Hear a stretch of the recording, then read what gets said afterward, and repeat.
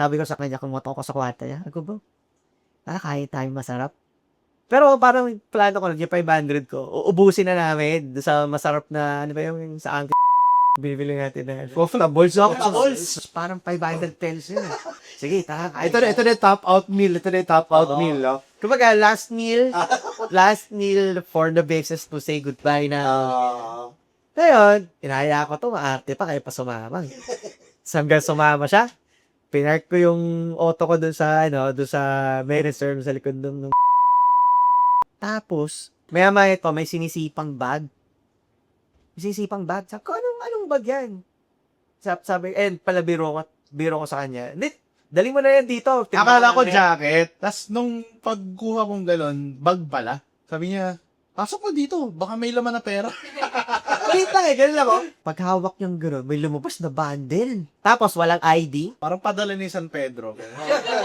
Hindi to nakamaleta. Hindi to nakamaleta. Wait lang. Gila eh. Yeah. Ang setup pa niya, yung lugar na yon, kilala yon na parang somehow yung mga mayayaman doon bumibili ng mga shit nila. No, bumibili ng mga doon nagkakapalitan, no? Oo, doon nagkakapalitan yung lugar na yon. So parang inisip namin, kung babalik tayo at hahanapin natin kung sino nag-iwan niya. Matapay pa tayo. Wala namang pangalan, walang ID, walang wallet, walang kahit ano, pera lang. Sabi ko, baka sign na to. So, ginamit namin yung pera na yun para itaguyod ang sarili namin. Pabalik. And itong scenario na to, hindi lang to nangyari ng isang beses. Yeah.